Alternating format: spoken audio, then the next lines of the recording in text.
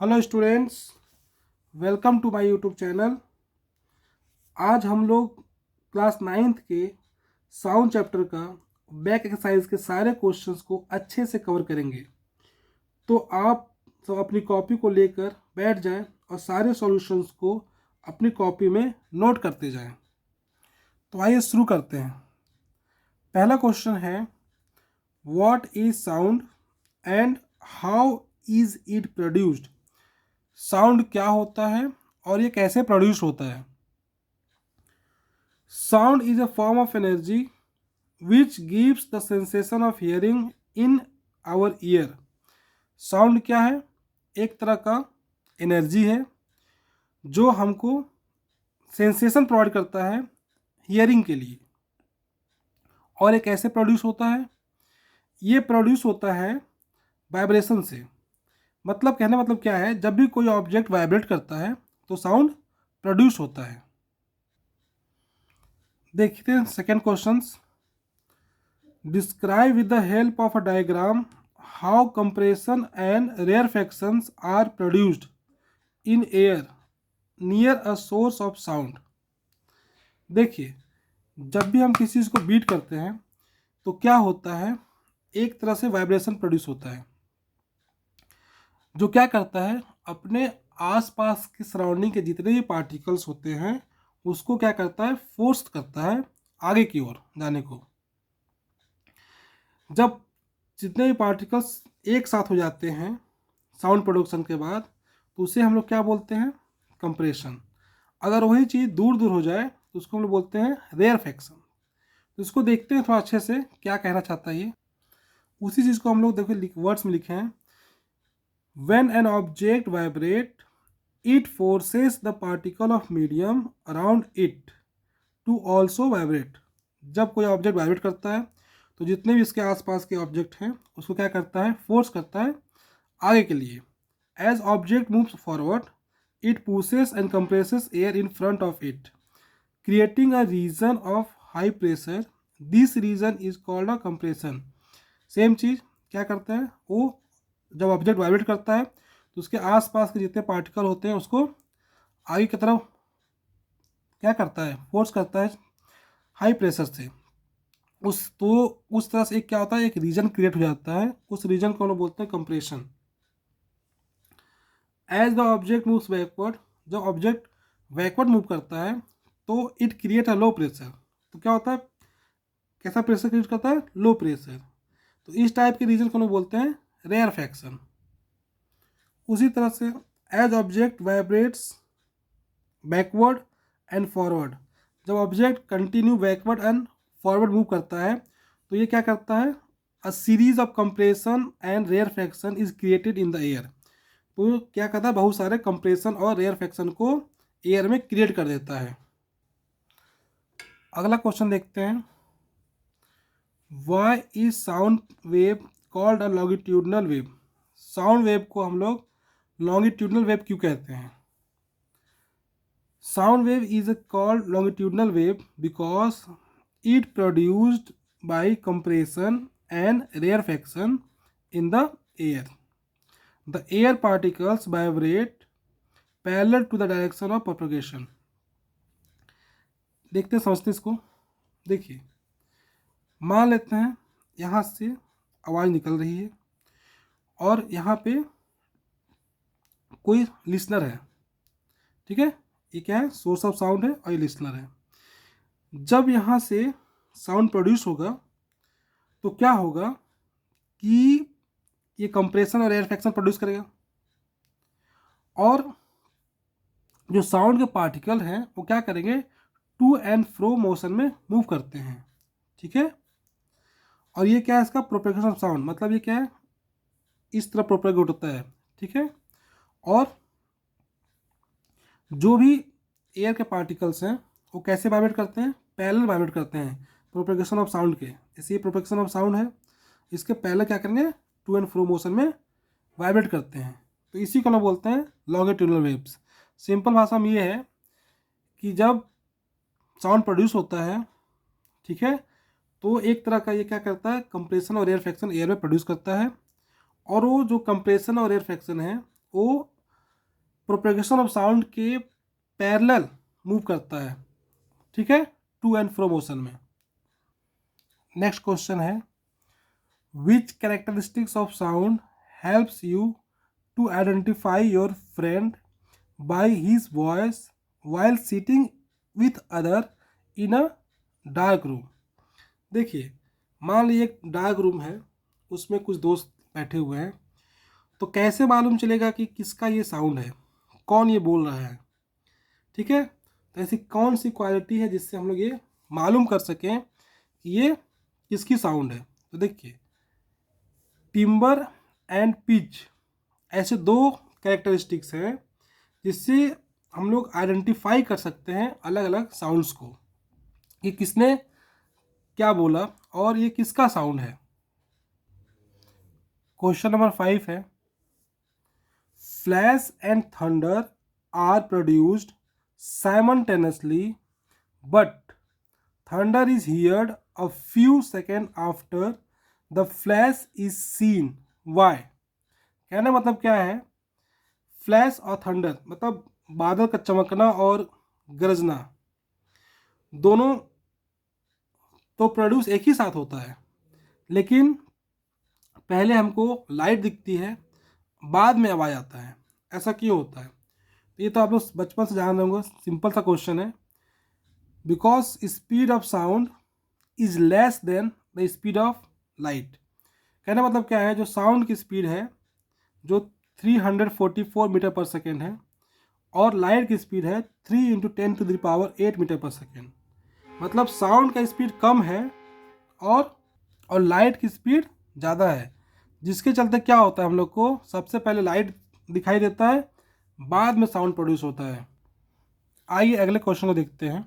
Question number 6, a person has a hearing range from 20 hertz to 20 kilohertz. What are the typical wavelengths of sounds wave in air corresponding to these two frequencies? Take the speed of sound in air as 344 metre पर second. कहने मतलब क्या है, एक person है जिसका जो है हियरिंग का range 20 hertz to 20 kilohertz है, ठीक है। तो हमको बताना है कि जब 20 हर्ट है तो इसमें इसकी वेवलेंथ की वैल्यू क्या होगी, और जब 20 किलो हर्ट है तो हम वेवलेंथ की वैल्यू क्या होगी। इसमें हमको यही फाइंड करना है। देखिए, स्पीड वेवलेंथ और फ्रीक्वेंसी का क्या रिलेशन है, तो स्पीड इक्वल टू होता है वेवलेंथ इनटू फ्रीक्वेंसी। स्पीड को हम लोग देखिए v लिखे हैं, है ना, एक तरह रूठा हुआ v है, इस तरह डिनोट करते हैं हम लोग इस सिंबल से। वेवलेंथ को लेमडा से डिनोट करते हैं और फ्रीक्वेंसी को v से डिनोट करते हैं। क्वेश्चन में क्या क्या प्रोवाइड किया गया है, speed of sound in air दिया हुआ 344 मीटर पर सेकेंड, वेवलेंथ हमको फाइंड करना है, और फ्रीक्वेंसी हम शुरुआत में लेते हैं 20 हर्ट। देखिए, स्पीड इक्वल टू होता है लेमडा इंटू फ्रीक्वेंसी। स्पीड दिया हुआ है 344 मीटर पर सेकेंड, लेमडा हमको फाइंड करना है, फ्रीक्वेंसी दिया हुआ 20 हर्ट। तो लेमडा को हम लोग इधर छोड़ देंगे और 20 को हम लोग इधर ले आएंगे। इधर 20 मल्टीप्लाई में इधर क्या हो जाएगा, डिवाइड में आ जाएगा, ठीक है। जब इसको हम लोग डिवाइड करेंगे तो क्या होगा, 17.2 मीटर इसकी लेमडा की वैल्यू आ जाएगी, जब फ्रीक्वेंसी कितना रहेगा 20 हर्ट रहेगा तब। अब बात करते हैं दूसरी तरफ कि स्पीड तो मान ली 344 मीटर पर सेकेंड रहेगा, इसमें वेवलेंथ निकालना है, लेकिन फ्रीक्वेंसी क्या है 20 किलो हर्ट है। देखिए, 20 किलो हर्ट मतलब होता है 20,000 हर्ट, ठीक है। इसको हम लोग कन्वर्ट कर लेंगे किलो हर्ट को हर्ट में। सेम फॉर्मूला है, speed equal to wavelength into frequency. Value को पुट कर लेते हैं। स्पीड की वैल्यू है कितना, 344 मीटर पर सेकेंड, लेमडा निकालना है, और फ्रीक्वेंसी हमारा दिया हुआ 20,000 हर्ट। सेम चीज़ लेमडा के इधर छोड़ देंगे और 20,000 हर्ट को 344 के नीचे डिवाइड में ले आएंगे। जब दोनों को डिवाइड करेंगे हम लोग तो हमारा एक वैल्यू आ जाएगी लेमडा की, जो है 0.0172 मीटर। ठीक है, सबको पता है। देखिए वेवलेंथ को हम लोग मीटर से नापते हैं, स्पीड की यूनिट मीटर पर सेकेंड होती है, फ्रीक्वेंसी को हर्ट्ज नापते हैं। ठीक है, ये सब आपको मालूम होना चाहिए क्योंकि एग्जाम में कभी कभी 1 नंबर का क्वेश्चन इससे आ जाता है। आइए क्वेश्चन नंबर 7 देखते हैं। 2 children are at opposite ends of an aluminum rod. One strikes the end of the other with stone. Find the ratio of times taken by the sound wave in air and in aluminium to reach the second child. कहने का मतलब क्या है, दो बच्चे हैं, दोनों क्या है, अपोजिट साइड में बैठे हुए हैं। ठीक है, और एक एल्युमिनियम रॉड है, एक साइड एक बच्चा बैठा हुआ है, दूसरी साइड दूसरा बच्चा बैठा हुआ है। अब इसमें बताना है कि जो साउंड है वो एयर से होते हुए सेकेंड पर्सन के पास कितनी देर में पहुंचेगा और एल्युमिनियम रॉड से कितनी देर में पहुंचेगा। दोनों का हमको क्या करना है, रेशियो निकालना है कि एयर में कितना देर में पहुंचेगा, कितना समय लगाएगा, और जो है एल्युमिनियम रॉड के थ्रू कितना समय लगाएगा, इसको हम लोग बताना है। तो आइए देखते हैं। मान लेते हैं ये एल्युमिनियम रॉड है जिसका लेंथ L है और दो पर्सन अपोजिट साइड में बैठे हुए हैं। देखिए एक चीज़ आप लोग को पता होगा कि जो स्पीड ऑफ साउंड है वो सॉलिड में ज़्यादा होता है एज कंपेरिजन टू लिक्विड। ठीक है, और अगर लिक्विड और गैस में कंपेयर करेंगे तो लिक्विड में ज़्यादा होता है साउंड की डेंसिटी या स्पीड बोल सकते हैं उसको। ठीक है, तो हम लोग इसको देखते हैं क्या क्या इसमें गिवन है। क्वेश्चन में गिवन था speed of sound in air 346 metre पर सेकेंड। ठीक है, ये होता है साउंड में।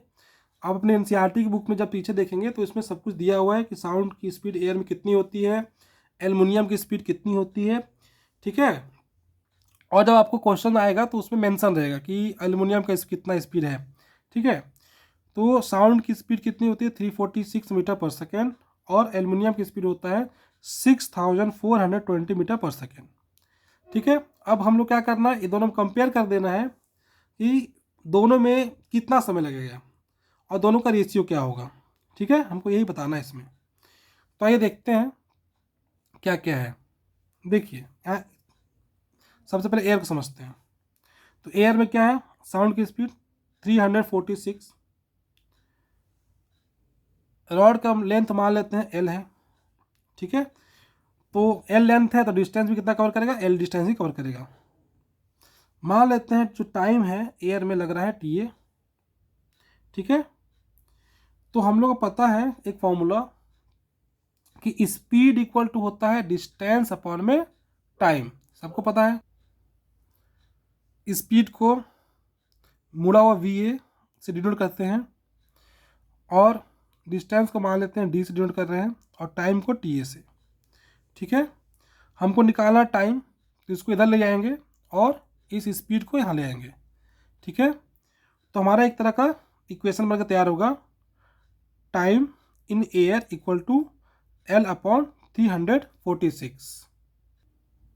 अब देख लेते हैं एल्युमिनियम रॉड में, इसका स्पीड को हम लोग मुड़ा हुआ VL।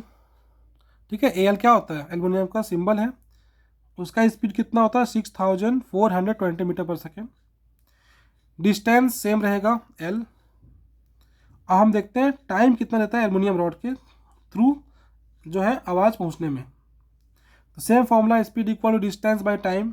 ठीक है, स्पीड को हम लोग मुड़ा हुआ VAL और डिस्टेंस को D और टाइम को TAL। ठीक है, एल्युमिनियम में जो टाइम लगा उसको TAL से ले लेते हैं, डिनोट कर लेते हैं हम लोग। इसको इधर ले जाएंगे, ठीक है, और इसको इधर लेके आएंगे तो हमारा बन जाएगा TAL equal to D upon मुड़ा हुआ VAL। ठीक है, तो हमारे यहाँ से क्या होगा, एक इक्वेशन बनकर तैयार हो जाएगा जब हम लोग वैल्यू पुट कर लेंगे हम लोग कि स्पीड कितना होता है एल्युमिनियम में 6420। तो एक तरह का एक और इक्वेशन हमको बन के तैयार हो जाएगा। अब हमको क्या करना है, ये दोनों का रेशियो फाइंड करना है। ठीक है, समझ गया ना? सिंपल क्वेश्चन है, केवल क्या करना है, सारी वैल्यू को पुट कर देना है और हमको रेशियो निकाल लेना है कि एयर में कितना स्पीड रहेगा साउंड का, ठीक है, और एल्युमिनियम रॉड के थ्रू कितना स्पीड रहेगा।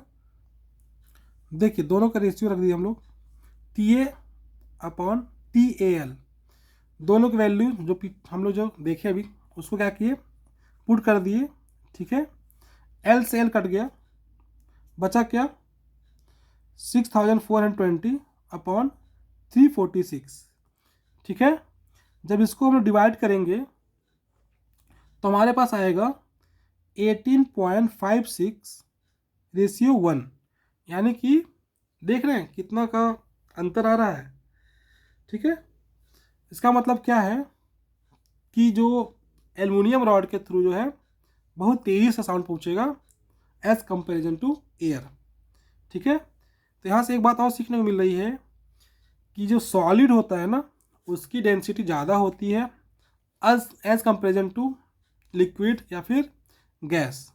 ठीक है, तो मेरे ख्याल से आपको क्वेश्चन समझ में आ गया होगा कि दोनों का रेशियो क्या है। एकदम सिंपल क्वेश्चन है, हम लोग डिस्टेंस का फॉर्मूला लगाएंगे। ठीक है, वहाँ से हम लोग टाइम को निकाल लेंगे और वहाँ से दो इक्वेशन बनेगा, दोनों को आपस में पुट करके हम लोग ये आंसर निकाल लेंगे। ठीक है, आइए अगले क्वेश्चन को देखते हैं। Question number 8, the frequency of a source of sound is 100 hertz, how many times does it vibrate in a minute. बोला कि कोई साउंड का सोर्स है जिसकी फ्रीक्वेंसी 100 हर्ट्ज है। ठीक है, तो 1 मिनट में वो कितना वाइब्रेट करेगा, ये हमारा क्वेश्चन है।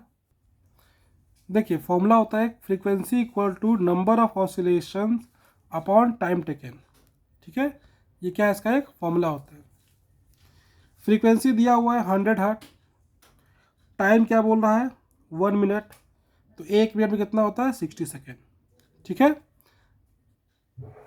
हम लोग फॉर्मूले पे वैल्यू को पुट कर लेंगे। फ्रीक्वेंसी दिया हुआ है 100 हर्ट्ज, नंबर ऑफ ऑसिलेशन निकालना है, टाइम दिया हुआ है 60 सेकेंड। तो 60 को हम लोग उठा के यहाँ ले जाएंगे तो ये मल्टीप्लाई हो जाएगा।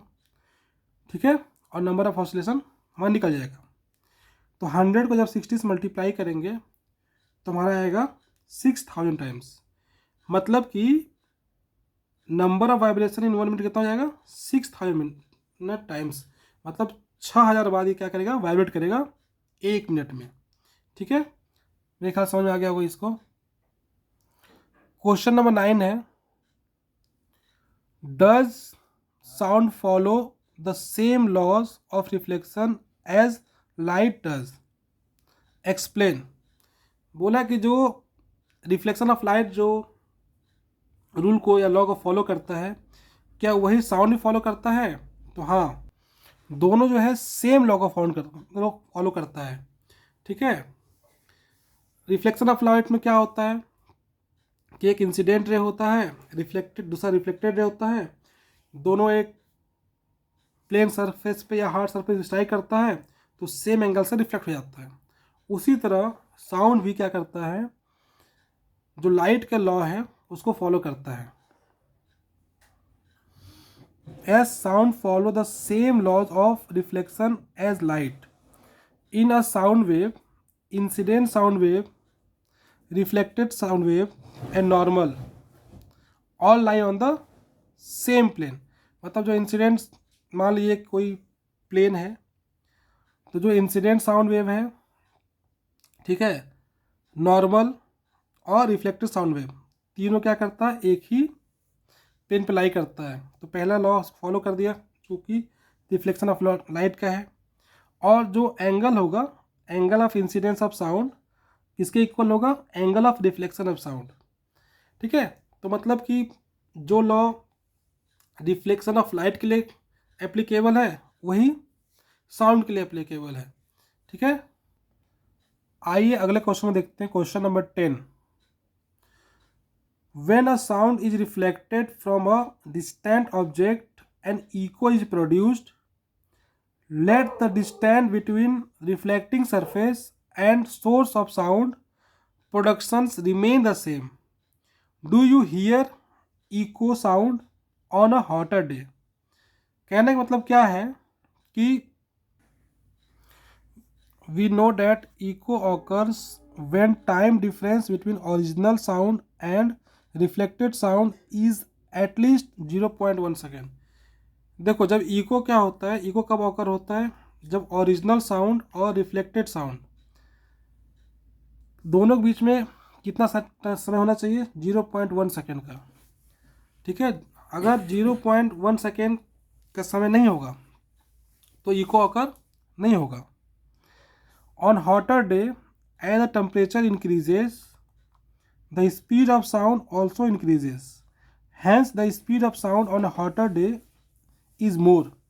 कहने मतलब क्या है, जब on hotter day as the temperature increases the speed of sound also increases, hence the speed of sound is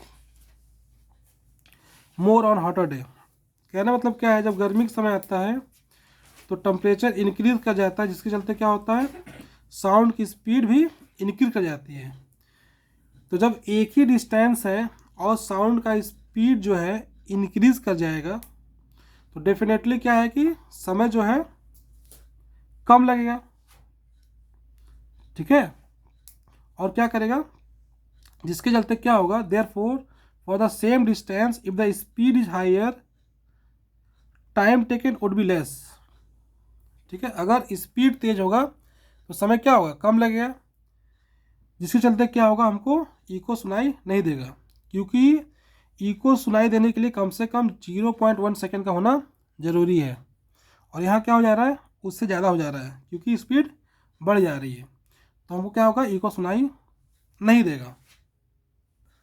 next question है question number 11, give two practical application of reflection of a sound.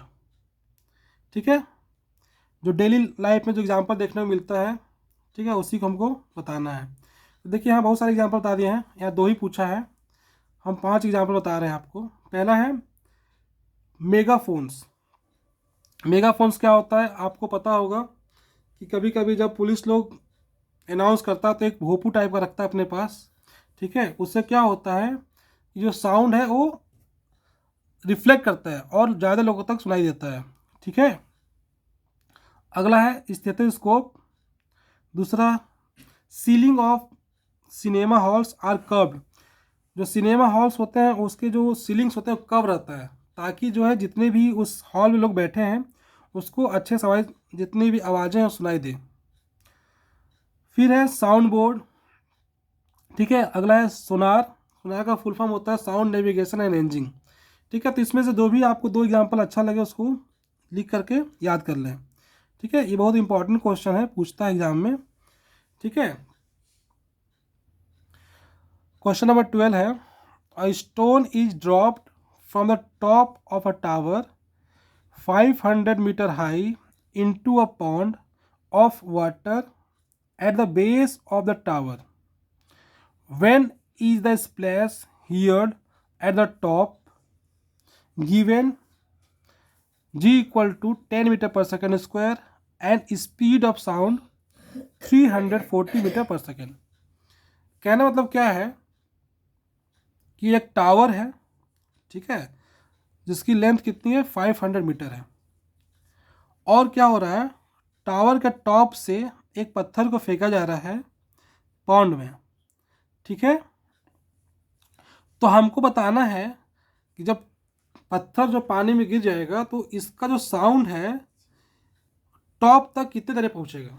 तो सबसे पहले important चीज़ ये है कि जब ये पत्थर पॉन्ड में आया होगा तो उसको आने में कोई ना कोई समय लगा होगा, फिर वो दूसरा उतना समय ही कुछ समय जाने में लगा होगा।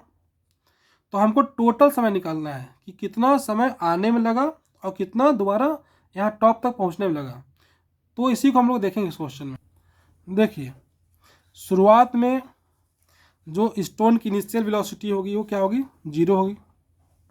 जी मतलब होता है एक्सेलरेशन ड्यू टू ग्रेविटी, वो दिया हुआ है 10 मीटर पर सेकेंड।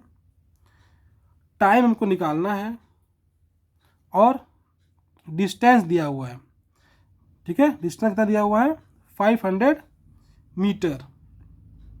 ठीक है, देखिए कुछ इंपॉर्टेंट चीज़ें, जब हम लोग इक्वेशंस ऑफ मोशन पढ़ रहे थे वहाँ कुछ 3 फॉर्मूले देखे थे।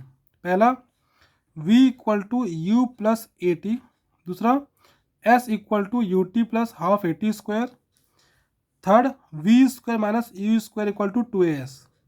ठीक है, ये बहुत इंपॉर्टेंट फार्मूला है चैप्टर फर्स्ट के लिए, इसको आप जरूर याद कर लें। तो उसी तरह इसी बेस पे बस क्या करना है, यहाँ पे क्या है एक्सीलरेशन है और यहाँ पे क्या है एक्सीलरेशन ड्यू टू ग्रेविटी। बस हमको क्या करना, जहाँ जहाँ ए है वहाँ वहाँ जी लगा देना है। ठीक है, तो हम लोग को बहुत चीज़ें गिवन है, तो हमको क्या करना है, हमको हमारा को ये जो s equal to u t plus half g t square वाले फॉर्मूले को पुट कर देना है। ठीक है, और जितनी वैल्यूज़ दी हुई हैं उसको हम लोग इसी फॉर्मूले पे रख देना है। ठीक है, देखिए यहाँ पे s जिसे हम हाइट बोलते हैं वो कितना दिया हुआ है 500 मीटर, इनिशियल वेलोसिटी 0 है, टाइम का पता नहीं। ठीक है, और जी जो है हमारा 10 मीटर पर सेकेंड है। ठीक है, तो जहाँ जहाँ जो चीज़ दिया वहाँ हम लोग वैल्यू पुट कर लेते हैं। ठीक है, उसके बाद यहाँ देखिए 2 से जो है 10 डिवाइड हो जाएगा 5 टाइम्स में। ठीक है, जब इसको सॉल्व करेंगे तो आएगा 500 equal to 0 plus 5t square. ठीक, टी स्क्वायर को इधर छोड़ देंगे, जो 5 यहाँ पे मल्टीप्लाई में है इधर जाके आ जाएगा डिवाइड में। जब इसको डिवाइड करेंगे तो आएगा 100 इक्वल टू टी स्क्वायर। जब रूट हटाए, जब यहाँ पे स्क्वायर हटाएंगे तो यहाँ रूट लग जाएगा, तो 100 जो है वो क्या है 10 का स्क्वायर रूट है। तो टाइम कितना निकल गया हमारा 10 सेकेंड।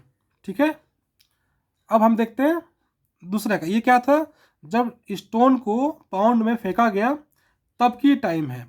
अब क्या है, पाउंड से टॉप ऑफ द बिल्डिंग कितने देर में पहुंचता है उसका समय निकालेंगे हम लोग।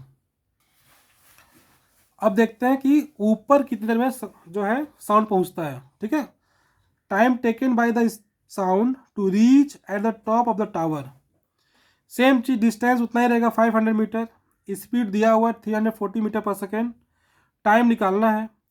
हम लोग को पता है कि स्पीड इक्वल टू होता है डिस्टेंस अपन में टाइम। ठीक है, तो टाइम को इधर ले जाएंगे तो स्पीड यहाँ जाएगा, तो नया फॉर्मूला बन जाएगा time equal to distance upon में स्पीड। अब इस फॉर्मूले पे क्या करेंगे, हम लोग सारे वैल्यूज़ को पुट कर देंगे। आपको पता है जो है डिस्टेंस मतलब जो हाइट है वो दिया हुआ है 500, स्पीड दिया हुआ 340 मीटर पर सेकेंड। तो जब वैल्यू पुट करेंगे तो हमारा एक नया टाइम निकल के आ जाएगा। देखो जब वैल्यू पुट किए 500 340, जब दोनों का आपस में डिवाइड किए तो टाइम मेरा आ गया 1.47 सेकेंड। तो टोटल टाइम लोग को निकालना है। ठीक है, तो पहले कितना लगा था 10 सेकेंड और दूसरी बार में कितना आया 1.47 सेकेंड, यानी कि जब दोनों को ऐड कर देंगे तो आएगा 11.47 सेकेंड। मतलब जब जो है स्टोन पॉन्ड में गिरा उसके बाद दोबारा जब आवाज़ जो है टॉप ऑफ द बिल्डिंग में पहुंचा, दोनों का समय को जब ऐड कर दिए तो आया 11.47 सेकेंड, यानी इतना समय लगेगा उसको दोबारा आवाज़ को बिल्डिंग के टॉप पे पहुंचने के लिए। ठीक है, क्वेश्चन नंबर 13 देखते हैं। A sound wave travel at a speed of 339 metre पर second if its wavelength is 1.5 centimeter.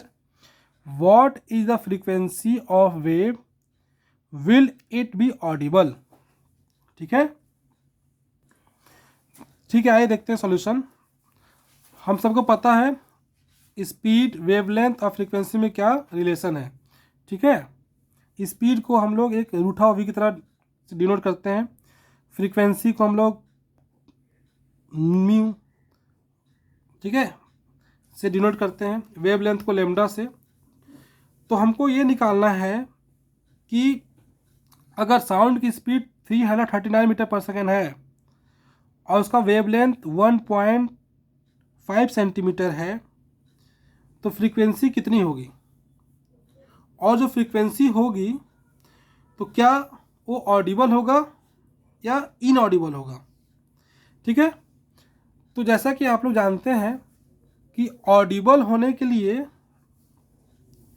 कितना रेंज होना चाहिए, 20 हर्ट्ज से 20 किलो हर्ट्ज तक होना चाहिए। अगर इसके बीच में है तब तो साउंड सुनाई देगा, नहीं तो साउंड नहीं सुनाई देगा। ठीक है, तो यहाँ गिवन है, स्पीड दिया हुआ 339 मीटर पर सेकेंड, वेवलेंथ भी दिया हुआ है और फ्रीक्वेंसी भी दी हुई है। ठीक है, जब हम लोग फॉर्मूला पुट करेंगे, स्पीड दिया हुआ है 339, वेवलेंथ 1.5 सेंटीमीटर, फ्रीक्वेंसी निकालना है। देखिए यहाँ पे वेवलेंथ जो है सेंटीमीटर में दिया है, तो हमको पता है कि वेवलेंथ की जो यूनिट होती है वो क्या होती है, मीटर होती है। तो सबसे पहले हम लोग क्या करेंगे, सेंटीमीटर को मीटर में कन्वर्ट कर। देखिए हम लोग क्या कर रहे हैं, देख 1.5 अपॉन क्या कर देंगे 100। ठीक है, क्योंकि 1 मीटर में 100 सेंटीमीटर होता है, तो हमको क्या करना है, मीटर में कन्वर्ट करना है। जब इसको 100 से डिवाइड करेंगे तो आएगा 0.015 मीटर। ठीक है, तो इतना मीटर क्या उसका वेवलेंथ हो गया। अब क्या करेंगे, हम लोग वैल्यू पुट कर देते हैं। ठीक है, स्पीड दिया था, वेवलेंथ कितना हो गया 0.015। ठीक है, ये कैसे है समझा गया ना, हम लोग चेंज किए थे 1.5 सेंटीमीटर को मीटर में कन्वर्ट किए तो हमारा ये आया। ठीक है, अब क्या करेंगे हम लोग, जो यहाँ पे मल्टीप्लाई में है ये वेवलेंथ, इधर क्या हो जाएगा, डिवाइड में जाएगा। ठीक है, अभी हमारा जो फ्रीक्वेंसी है वो अकेला रहेगा। अब यहाँ देखिए पॉइंट के बाद कितने नंबर डिजिट है, 1 2 3, तो जब पॉइंट हटाएंगे तो उतना ही जीरो पर बढ़ जाएगा। तो हमारा आ गया 339,000 अपॉन में 15। ठीक है, जब इसको हम लोग डिवाइड करेंगे 15 को 339, ठीक है 15 से क्या करेंगे, 339 को जब डिवाइड करेंगे तो आएगा 22,600 हर्ट। ठीक है, अब इसको जब हम लोग किलो हर्ट में डिवाइड कर चेंज करेंगे तो आएगा 22.6 किलो हर्ट। ठीक है, अब देखिए हम बताए थे कि ऑडिबल रेंज कितना होता है, 20 हर्ट से 20 किलो हर्ट, लेकिन यहाँ क्या हो रहा है, 20 हर्ट ज़्यादा हो रहा है। तो जब ज़्यादा होगा तो क्या होगा, ये हमारे लिए ऑडिबल नहीं है। तो इसका आंसर क्या होगा, इट विल नॉट ऑडिबल। क्यों ऑडिबल नहीं है, क्योंकि इसका रेंज जो है ज़्यादा है। ऑडिबल का रेंज कितना होता है, 20 हर्ट से 20 किलो हर्ट, लेकिन इसका कितना आ रहा है 22.6 किलो हर्ट, इसलिए ये ऑडिबल नहीं है। अगला क्वेश्चन है, what is reverberation, how can it be reduced. ठीक है, रिवर्बरेशन क्या होता है, रिवर्बरेशन मतलब होता है साउंड का गूंजना। जब आवाज़ गूंजता है ना, उसी को हम बोलते हैं रिवर्बरेशन। ठीक है, आइए देखते हैं सॉल्यूशंस का। The repeated multiple reflection of sound in any big enclose space is known as reverberation. मतलब कि मल्टीपल रिफ्लेक्शंस जब साउंड का होता है, जैसे मान लेते हैं कि एक इनक्लोज स्पेस है, मतलब बंद एक जगह है जहाँ पे क्या हो रहा है, मल्टीपल रिफ्लेक्शन हो रहा है साउंड का, यानी गूंज रहा है आवाज़। ठीक है, उसी को हम लोग क्या बोलते हैं, रिवर्बरेशन। अब क्वेश्चन में अगला है कि इसको रिड्यूस कैसे करेंगे। ठीक है, मान लीजिए कि आवाज़ गूंज रहा है तो उसको ठीक कैसे करेंगे। तो reverberation can be reduced by covering the ceiling and wall of enclose space with sound absorbing material such as fibre board, loose woollen curtains etcetera. मतलब क्या करते हैं हम लोग ना, कि एक जो इनक्लोज स्पेस है, जैसे मान लो कि कोई हॉल है तो उसमें आवाज़ गूंजे नहीं, उसके चलते क्या करते हैं हम लोग, एब्जॉर्बिंग मटेरियल को वहाँ पे लगा देते हैं, जैसे फाइबर हो गया, या फिर कभी कभी हम लोग क्या करते हैं, कॉटन का भी यूज़ करते हैं।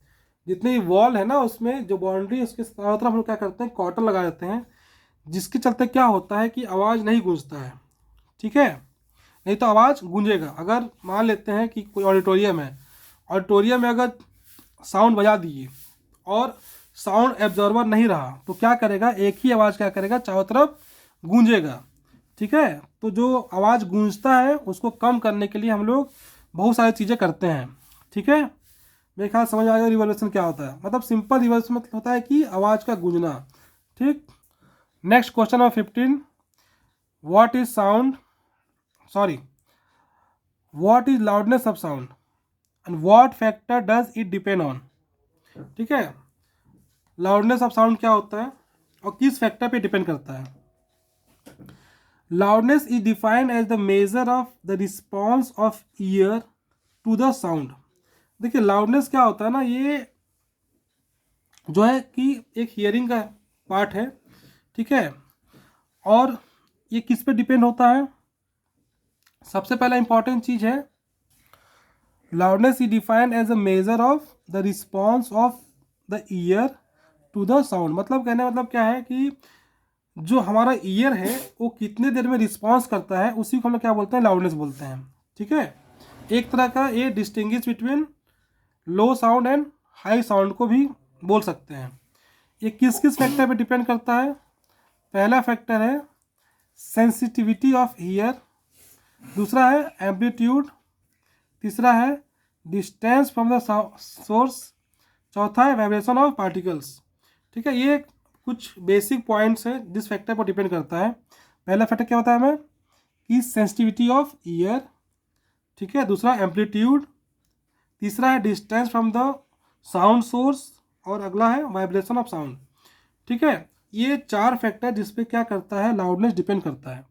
ठीक है, पहला समझ में आ गया होगा कितनी देर में हमारा जो ईयर सेंस करता है। दूसरा चीज़ एम्पलीट्यूड, देखिए जितना ज़्यादा एम्पलीट्यूड होगा उतना ज़्यादा साउंड जो लाउड होगा, जितना कम एम्पलीट्यूड होगा उतना ही साउंड की लाउडनेस कम होगी। ठीक है, दूसरा कि आवाज़ कितने दूर से आ रहा है वो भी डिपेंड करता है इस पर। लास्ट पॉइंट क्या है? वाइब्रेशन, मतलब जो पार्टिकल वो कितना वाइब्रेट कर रहा है इस पर भी लाउडनेस डिपेंड करता है। तो ये चार पॉइंट्स थे, पहला सेंसिटिविटी ऑफ ईयर, दूसरा एम्पलीट्यूड, तीसरा distance from the sound source और चौथा वाइब्रेशन। ये चार चीज़ों पे जो है लाउडनेस डिपेंड करता है। फिर से समझ जाओ लाउडनेस क्या होता है। लाउडनेस ये है कि हमारा जो ईयर है ना वो कितनी देर में रिस्पॉन्स करता है साउंड को देख सुन करके, ठीक है, उसी को लोग लाउडनेस बोलते हैं। Question number 16, how is ultrasound used for cleaning. इस क्वेश्चन में क्या है कि अल्ट्रासाउंड कैसे यूज करते हैं हम लोग क्लीनिंग में। ठीक है, ठीक है, देखिए मान लेते हैं कि ये कंटेनर है, ठीक है, इसमें कोई जो है डस्ट पार्टिकल है, ठीक है, और वो कपड़े में लगा हुआ है या किसी चीज़ में लगा हुआ है, और ये क्या है बहुत ही तगड़ी वाली दाग है और हमको क्या करना है इसको निकालना है। ठीक है, तो हम लोग क्या करेंगे, उसको हम लोग क्या कर रहे हैं कोई सॉल्यूशन में इसको डिज़ोल्व कर देते हैं। ठीक है, यानी कि मान लेते हैं कोई सॉल्यूशन है, उसमें कपड़े को हम लोग जो जिसमें दाग लगा है उसको हम लोग रख लेते हैं। ठीक है, और इससे क्या करेंगे हम लोग अल्ट्रासाउंड वेव को क्या करेंगे हम लोग पास कराएंगे। ठीक है, तो क्या होगा, देखिए जो अल्ट्रासाउंड वेव होगा ना वो क्या करेगा, ये जो जिसमें डस्ट लगा है ना उसको क्या करेगा डिसॉल्व कर देगा उस सॉल्यूशन में, जिसके चलते क्या होता है कि हमारा जो कपड़ा है वो साफ हो जाता है। फिर समझो कि कुछ ऐसे पार्टिकल्स होते हैं या फिर कुछ ऐसे गंदी चीज़ें होती हैं जो लग जाती हैं किसी कपड़े में बोलिए या किसी चीज़ में जो जल्दी साफ़ नहीं होता है, तो उसको साफ़ करने के लिए हम लोग क्या करते हैं अल्ट्रासाउंड का हम लोग यूज़ करते हैं। ठीक है, क्या करते हैं पहले कि कपड़े को या फिर किसी चीज़ को जिसमें दाग लगा है वो सॉल्यूशन में डिज़ोल्व कर देते हैं और उसे क्या करते हैं हम लोग अल्ट्रासाउंड वेव को पास करवाते हैं। तो अल्ट्रासाउंड वेव क्या करता है उस डस्ट पार्टिकल को डीअटैच कर देता है और उस सॉल्यूशन में घोल देता है, जिसके चलते क्या होता है हमारा कपड़ा जो है साफ हो जाता है। इसी चीज़ को हम लिखे हैं ultrasound is use to clean parts located in hard to reach places, that is spiral tube, odd shaped part, electronic component etcetera. मतलब कि ऐसे जगह जहाँ पे बहुत मुश्किल होता है साफ पहुँचना और पहुँच करके साफ करना, तो उसको साफ करने के लिए हम लोग क्या करते हैं अल्ट्रासाउंड के यूज़ करते हैं। करते क्या है, object to be clean are placed in the cleaning solution, जिसको हमको साफ करना है उसको क्या करते हैं क्लीनिंग सॉल्यूशन में रख देते हैं और क्या करते हैं ultrasonic waves are sent into the solution, और उसमें क्या भेजते हैं अल्ट्रासोनिक वेव को भेजते हैं ड्यू टू हाई फ्रिक्वेंसी। और हाई फ्रिक्वेंसी चलते क्या होता है the dust particle grease get detached and drop out. क्या करता है, जो डस्ट पार्टिकल होता है वो क्या होता है, डीअटैच हो जाता है और पानी में घुल जाता है, ठीक है। थस गेट थ्रोली क्लीन, जिसके चलते क्या होता है, जो हमारा अनक्लीन सब्सटेंस है वो क्या होता है, क्लीन हो जाता है। तो देखिए कितना यूज़ है अल्ट्रासाउंड वेव का, ये क्लीनिंग में भी यूज हो जाता है, तो बहुत इंपॉर्टेंट पार्ट है अल्ट्रासाउंड वेव। लास्ट क्वेश्चन है, explain how defects in a metal block can be detected using ultrasound. देखिए जो अभी पीछे हम लोग क्वेश्चन देखे ना क्लीनिंग एक्शन वाला, सेम इसमें भी क्या है कि मेटल ब्लॉक को कैसे डिटेक्ट करता है। मतलब कि मान लेते हैं बड़े बड़े बिल्डिंग बन रहे हैं, तो उसमें डिफेक्ट है कि नहीं है, उसको कैसे देखा जाए। तो उसमें भी एक अल्ट्रासाउंड जो है ना बहुत ही इम्पॉर्टेंट पार्ट जो है अपना रोल अदा करता है, ठीक है। जिससे क्या होता है कि हम लोग बिल्डिंगों में अगर डिफेक्ट है तो उसको अल्ट्रासाउंड के थ्रू क्या करते हैं, डिटेक्ट कर लेते हैं, जिसके चलते हम लोग आगे चल के डिफेक्ट को हम लोग रिमूव कर सकें और हमारे जो बिल्डिंग्स हैं वो अच्छे से बन सके। तो यहाँ पे भी इस क्वेश्चन में ही करना है कि कैसे कैसे जो है मेटल ब्लॉक में जो डिफेक्ट है उसको अल्ट्रासाउंड डिटेक्ट करता है, इसी को समझेंगे हम लोग, ठीक है। देखिए मान लेते हैं ये मेटल ब्लॉक है, ठीक है, वहाँ पे कुछ डिफेक्ट है, ये इस जगह पे मान लो डिफेक्ट है। तो कैसे मालूम चलेगा कि डिफेक्ट है, तो क्या किए, इसमें से अल्ट्रासाउंड वेव को पास करवाए। जब अल्ट्रासाउंड वेव को पास करवाए तो जहाँ डिफेक्ट नहीं था वहाँ से वो क्या किया, अल्ट्रासाउंड वेव निकल गया और क्या किए, अदर एंड पे हम लोग क्या किए, डिटेक्टर रखे देखने के लिए कि कहाँ से वो वेव अच्छे से आ जा रहा है। तो जहाँ पे डिफेक्ट नहीं था वहाँ से अल्ट्रासाउंड वेव अच्छे से पास हो गया, लेकिन जहाँ पे डिफेक्ट था वो क्या हुआ, वहाँ टकराने के बाद वो वापस चला आया, ठीक है। जिसके चलते हम लोग क्या मालूम चलेगा कि इस जगह पे हमारा डिफेक्ट है, ठीक है। तो इसी को हम लोग क्या करें, शब्दों में लिखें, metallic component of different sizes and shapes are commonly used in construction of big structures like bridge, flyover, building etc. To detect any cracks or defect in these components, ultrasonic wave are passed। फिर देखते हैं, to detect any cracks or defect in these components, ultrasonic wave are passed through the metal components। The wave transmitted through it are detected by detectors। If there is even a small defect and fall, the ultrasonic waves are reflected back from it, thereby indicating the presence of defect or crack or fall। जो मैं क्या बताया अभी क्या बताया था मैं कि जब अल्ट्रासोनिक वेव को पास करते हैं हम लोग मेटल ब्लॉक से और जहाँ पे भी डिफेक्ट होता है वो क्या करता है, वहाँ से टकराता है और वो वापस ही पैक हो जाता है, जिससे हमें यह मालूम चलता है कि यहाँ पे डिफेक्ट है और उसको हम लोग अच्छे से सही कर सकते हैं, ठीक है। मेरे ख्याल से आपको समझ में आ गया। सिंपल बात है कि मेटल ब्लॉक है, उसमें क्या कर रहे हैं, अल्ट्रासाउंड, और उस अल्ट्रासाउंड को पास करा रहे हैं ये देखने के लिए कि कहाँ पे डिफेक्ट है। अगर डिफेक्ट है तो अल्ट्रासाउंड वेव क्या करेगा, पीछे वापस चलाएगा, जिसके चलते हमें ये मालूम चल जाता है कि किस एरिया में डिफेक्ट है और उसको हम आगे चल के उसको ठीक कर सकते हैं। ये सारे 17 क्वेश्चंस हमने कवर किया इस वीडियो में। देखिए ये जितने भी क्वेश्चंस हैं ना वो न्यू क्वेश्चंस हैं एनसीईआरटी के।